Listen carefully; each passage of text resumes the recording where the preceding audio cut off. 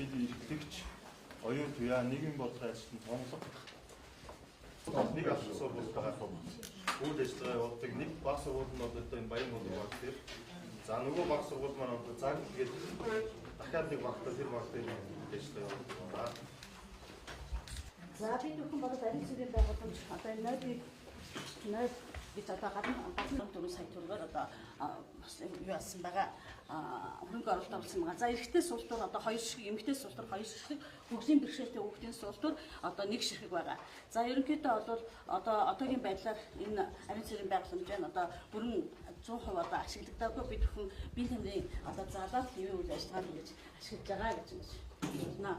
За хичээлийн байр энэ Баянболог багийн хичээлийн байран дээр маань одоо Баатар шүтэн ууд гэдэг ХКК одоо энэ юг арийн цэврийн байгууламжийг гүйцэтгэдэг хийсэн. За хөрөнгө оруулалт нь болохоор 185 сая төгрөгийн хөрөнгө оруулалт хийсэн.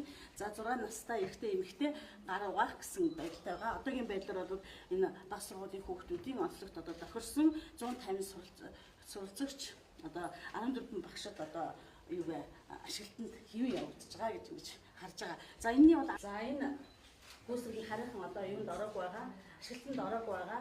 За ерөнхийдөө бол суултуур 6 настай шилдвэр тэгээд хөгжлийн бэрхшээлтэй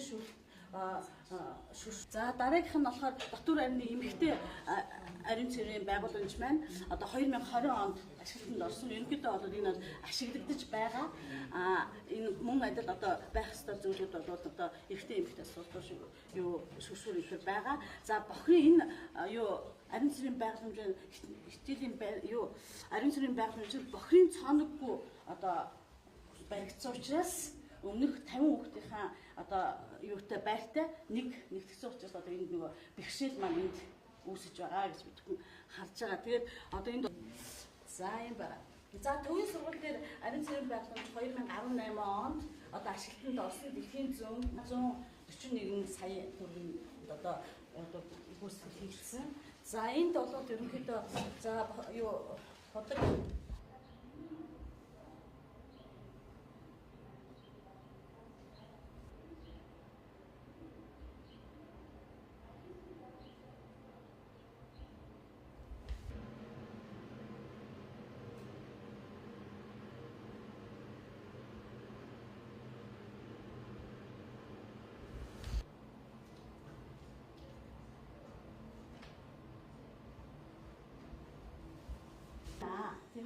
энэ байна. Ингээд төсөл хийгдсэн бидэнд бол бидний хацтай юм аа гэж харж байна. Тэгээд энэ одоо энэ бол хүүхдийн цэвэр байдал тав тухтай байдлыг суулгах чинь байна. Одоо энэгээр сайнаа нөлөөлж одоо чадж байна гэдгийг хүн бол батлан хийж чадж байна. За одоо ингэхээр энэ асагдсан сум гэхгүйгээр нэг бол хэрэгжүүлэн хамгийн одоо нэг номын асуудал болоод байгаа. Тэгэхээр орон тооны асуудлыг шийдвэрлэж өгөх. Ялангуяа мэрэгжлийн хүн одоо байгууллагын орнуудынхаа одоо хэвшсэн туршил шашлагаас гарч одоо солилтоо бүхэн бид бүхэн юу асан дэлгэсэн гэсэн одоо танилцуулгыг сонссон гэдэг баярлалаа. Одоо ингээд цаашид хөдөө орны хүүхэд болгон маань юу солилтоо болсон арийн цэврийн байгууламжаар үйлчлэл сэтгэл хангалуун одоо эрүүл тав тухтай байна. Манай байнгын орооны их хурлын гишүүд одоо ингээ хамтдаа бид нар явж байгаа. Ингээ хамтдаа яг энэ арийн цэврийн байгууламжийн асуудлаар анх удаа томилт хийгээд тэгээ Төв аймагаас жаргалан цугаас сонгоод ирсэн байгаа. За манай баг бүрэлдэхүүн манай улсын хурлын гишүүрийг Шинжилгээний активны ерөнхийлөгчөөр ажиллаж спортинч юм байна. За манай хөдөлгөөний гишүүр байна. Бурж өндөрлөлийн активны одоо манай эмэгтэй гишүүд хамтраад Эрдэнэт үйлдвэрээс санхүүжилт аваад тэгээд ер нь бүх орон даяар ирчтэй хийе гэдэг нэг төсөл эхлээд одоо манай бослогын үеэр ансан энэ очиж дараа энэ төслийг яг таалдаж хариуцсан. Тэгээд бид нар тийм орхон суугаад байхад тоо байрамж яриад ингээд газар дээр нь очиж үзэх хэрэгтэй байна гэдэг. Тэгээ өнөөдөр ирсэн байгаа шүү. Тэгээд гишүүд маань манай жаргалан цом тавтай боллоо. Яг одоо бодит нөхцөл байдлаар ийм байна гэсэн танилцуулгыг сонслоо. Ерөнхийдөө яг энэ одоо төслийн хүрээнд нийтдээ жаргалан цомын 6 объект хамрагдсан. 6. Энэний 2 цэцэрлэг 4 сургуулийн объект байна. Тэгэхээр сая нөгөө 7 жил болж байгаа объект бол энэ төсөлд хамрагдаагүй өмнөх 4 жил болж байгаа объект бол Mobicom түрүүн ундран дараагийн хэлдэг Mobicom дэлхийн зөнгийн төслөөр хамрагдсан ингээд 3 өөр төслийн 3 өөр объектын асуудал яригдсан. Тэгээд одоо яг ингээд нийтлэг ариун цэврийн байгууламж яг одоо манай төслийн хүрээнд бол гэхэд Монгол Улсын хэмжээнд 796 цэцэрлэг сургууль дотор байрны объектууд хамрагдаж байгаа. 2 сургууль тутмын маргаан нэг нь, 3 цэцэрлэг тутмын нэг нь, 2 дотор байр тутмын нэг нь яг энэ одоо ариун цэврийн байгууламжийн эрдэнэ төлөвлөлтөөр нийгмийн харилцааг санхүүжүүлж байгаа ариун цэврийн байгууламж хамрагдаж байгаа. За одоо юу ажиглагч нь гэхээр сүүлийн объектууд ажилтнанд ороод ирэхээр өмнө нь дотор ноолтой байсан, бадсан ноолтой байсан сургуулиуд яг одоо засаг даргын ярьж байгаа, захирлын ярьж байгаа шиг нөгөө шингээх байгууламж, за хүүхдийн тоо нэмэгдсэнтэй холбоотой гадна тохирын шугамаа өргөтгөх хуучин байсан нойлуудыг засварлаж өгөх, сайжруулж өгөх гэсэн ийм хүслүүд бас энэ шинэ төслийн хүрээнд санал болж ирж байгаа. Тэгэхээр сая засаг дарга сургуулийн захирал хоёр маань өмнөх одоо ажилтнанд орсон объектуудаас засвар өгүүлжлөө өргөтгөлийн асуудал ярьж шүү гэдэг ийм зүйлүүд байгаа. За нэгдүгээр ээлжинд бол Жаргалан цумын хэмжээнд 3 объект, нэг цэцэрлэг, 2 сургуулийн объект, за 2-р ээлжинд, за 3-р ээлжинд нэг цэцэрлэг, за 4-р ээлжинд бол нэг сургууль, нэг дотор байрны объект гэдэг 4 объект одоо яваад одоо ингээд бос толгой компани ажиллаж байгаа хүсгээд одоо комисс ажиллаг байна. Ажилтсан одоо актаа хүлээж байгаа комисс актаа хүлээж байгаа. За өглөөний мэнд дөрвийн үзэгчтэй масс мэдээллийг та бүхэн Төв аймгийн Жаргалан цумаас шууд дамжуулан үзүүлж байна. Тэгэхээр Монгол Улсын засгийн газрын 2020-оос 2024 оны үйл ажиллагааны хөтөлбөрт ерөнхий боловсролын сургууль, цэцэрлэг, дотор байрны нөхөн жарланг орчин үеийн ариун цэврийн байгууламж болгох одоо ийм зорилтыг бол тусгасан. За энэ хүрээнд улсын хурлын 39-р тогтоол гарснаар Эрдэнэт төрийн эмчит үйлдвэрийн газраас нийт 160 тэрбум төгрөгийн санхүүжилтийг гаргуулж одоо энэ хүү төсөл арга хэмжээг бол хэрэгжүүлж эхэлсэн байдаг. За энэ хүрээнд одоо Монгол Улсын хэмжээнд 218 цэцэрлэг, 332 ерөнхий боловсролын сургууль, 245 дотор байрны одоо энэ нөхөн жорлон орчин үеийн ариун цэврийн байгууламжтай болгохоор бол тусгагдсан байдаг. За энэ хүрээнд одоо боловсрол соёл шинжилгээ ухааны байнгын хорооны гишүүд төлөөлөгчд яг одоо газар дээр нь ажиллахаар Төв аймгийн Жаргалан сум дээр ирж бас нөхцөл байдалтай танилцж байгаа юм а. Хийсэн төсөл энд гүний худаг гаргаад өгсөн. Энэ гүний худагаас усаа татсан байна.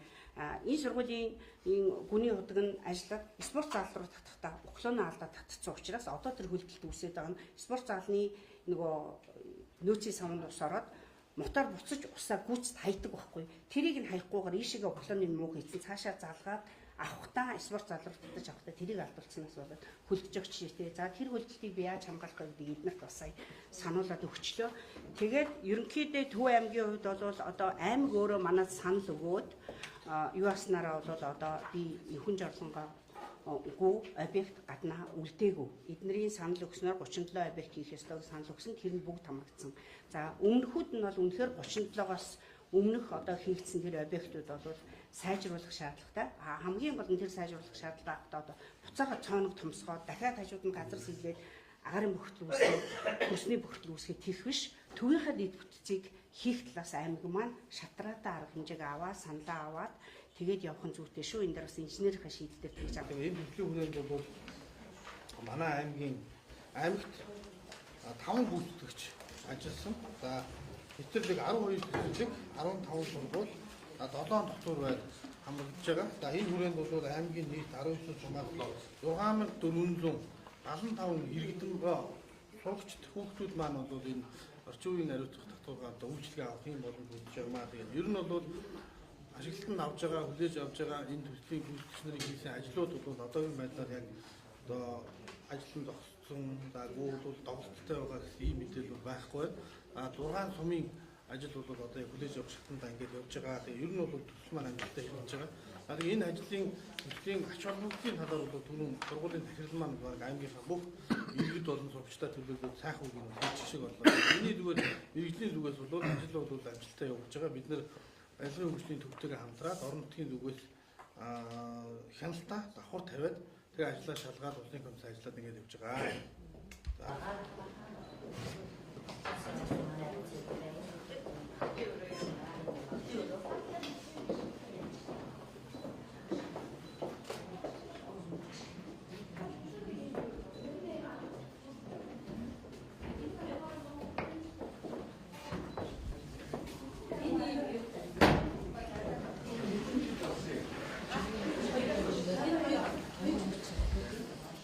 харигдахгүй энэ байдаг чинь нөгөө ариун цэврийн байгууллага байхгүй учраас нэг ангиад усны анги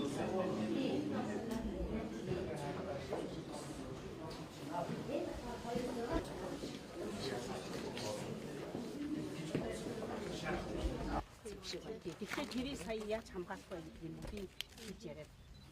Одоо энэ чинь цэцэрлэгийн сургуулийн класс 2 байгаа тийм. Бид нар яг одоо энэ сургууль дотор байшин доторх юм бол яаж хийх актуал байгаа юм шиг. Гол юм чи энэ багхгүй юу. Тэгэхээр энэ дээр л асуудал байгаа шүү дээ. Тэгэхээр анх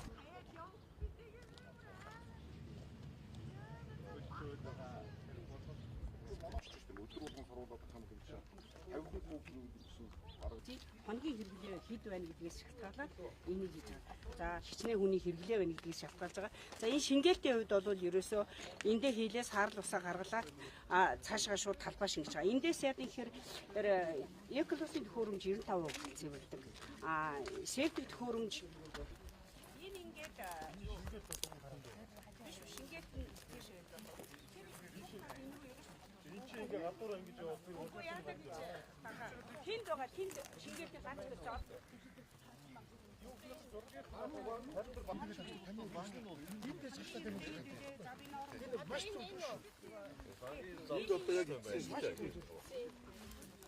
Эндээ одоо ирээд энэ дагууруудаа яг тэндээс ингэ шугам ингэж тус сараар ингэ.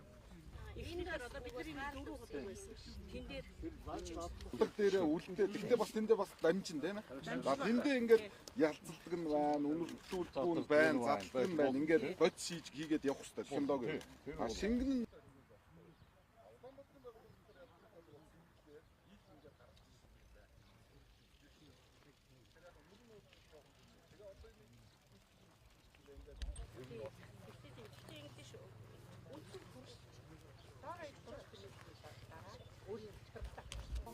За тэгэхээр засгийн газрын одоо хөтөлбөр хэрэгжээд энэхүү бас 4-5 жилийн нүрийг үзэж байна. Танай аймгийн хувьд, танай сумын хувьд бол ер нь одоо энэ ерөнхий боловсролын сургууль цэцэрлэг, дотор байрныхаа нөхөн жорлон, орчин үеийн ариун цэврийн байгууламж болгох ажил ямар хувьтай явж байна. Дээрээс нь асуудал юу тулгарч байна. Бас байнгын орооны гишүүд яг газар дээр нь ажиллаж байгаа болохоор яг үүсэж байгаа асуудлуудаа бас маш сайн тайлбарлаж хэлж байгаа хэл та тийм ээ.